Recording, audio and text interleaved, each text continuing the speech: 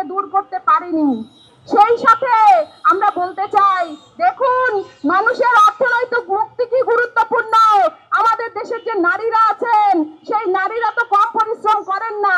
গৃহস্থালির কাজ থেকে শুরু করে, কৃষিক্ষেত্র থেকে শুরু করে, গার্মেন্টস থেকে শুরু করে বাংলাদেশের সব জায়গায় এখন নারীরা অবস্থান করেন, তারা শ্রম দিয়ে যাচ্ছেন। কিন্তু যে নারীদের অর্থনৈতিক স্বাধীনতা নাই, সেই নারীরা কিন্তু তার মতামত সঠিকভাবে পরিবারে বলেন, সমাজে বলেন, কোথাও সেই মতামত রাখতে পারে না। তার সেই অর্থনৈতিক মুক্তি যদি নিশ্চিত না হয়, তাহলে কিন্তু মতামত রাখার যে জায়গা নিশ্চিত হবে না। অন্যদিকে গণতান্ত্রিক যে দেশ আমরা বলি, গণতন্ত্রের যে স্তম্ভের কথা আমরা বলি, মত প্রকাশের স্বাধীনতা, সেই মত প্রকাশের স্বাধীনতাও নিশ্চিত হবে না। এবং তার ফলাফল স্বরূপ আমরা দেখেছি, গত যে ফ্যাসিস্ট আমল ছিল, শেখ হাসিনার আমল, সেই আমল থেকে শুরু করে এখন পর্যন্ত আমরা যে একটা নতুন নির্বাচনের মধ্য দিয়ে একটা নবগঠিত সরকার পেয়েছি, সেই সরকারের অধীনে যে আমাদের দেশ চলছে, তার মধ্যেও নানান ধরনের যে সমস্যা সংকট, সেই সমস্যা সংকট কিন্তু কাটেনি। দেখুন গণঅভ্যুত্থানের পরে মানুষ স্বপ্ন দেখেছিল এদেশের একটা বড় পরিবর্তন আসবে। কাঁধে কাঁধ মিলিয়ে আমাদের মায়েরা গণঅভ্যুত্থানে সহযোগিতা করেছিল, বোনেরা রাস্তায় লড়াই করেছিল, বন্দুকের গুলির সামনে দাঁড়িয়েছিল। আমাদের সেই যে নাইমার কথা নিশ্চয়ই আপনাদের মনে আছে, গণঅভ্যুত্থানের সময় শহীদ মেয়ে, সেই নাইমাদের কথা আমরা ভুলতে বসেছি।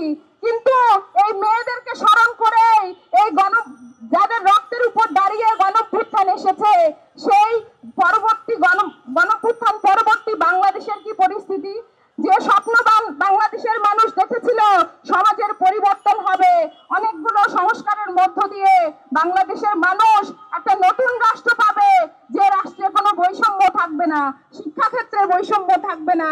যে আন্দোলনের সূত্রপাত হয়েছিল কোটা বিলোপ করার মধ্য দিয়ে, কোটা সংস্কার চাওয়ার মধ্য দিয়ে, সেই কোটা সংস্কারের কি পরিস্থিতি, সেটার পেছনের কথা তো ছিল যে দেশে বেকারত্ব থাকবে না, সকল যুবক যুবতীদের জন্য চাকরির ব্যবস্থা হবে, কর্মসংস্থানের ব্যবস্থা হবে।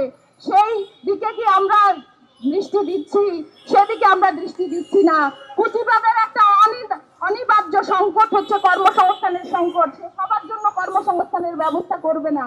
আমরা দেখলাম না এই দেশের যে নতুন সরকার, সেই নতুন সরকার আমাদের দেশের যে 4.5 কোটি বেকার আছে, সেই 4.5 কোটি বেকারের জন্য কোনো কর্মসংস্থানের ব্যবস্থার জন্য কোনো উদ্যোগ নিচ্ছেন। উপরন্তু আমরা দেখলাম কি, নতুন নতুন যে অন্তর্বর্তী সরকার ছিলেন, সেই অন্তর্বর্তী সরকার থেকে বর্তমান সরকার পর্যন্ত নানা ধরনের যে বিদেশি পুঁজির সাথে বাচ্চারা বেঁধে সাম্রাজ্যবাদী যে নানান ধরনের পরিকল্পনা, সেগুলোর সাথে হাত মিলিয়ে দেশের স্বার্থ বিরোধী, জনস্বার্থ বিরোধী একের পর এক কাজ করে যাচ্ছে।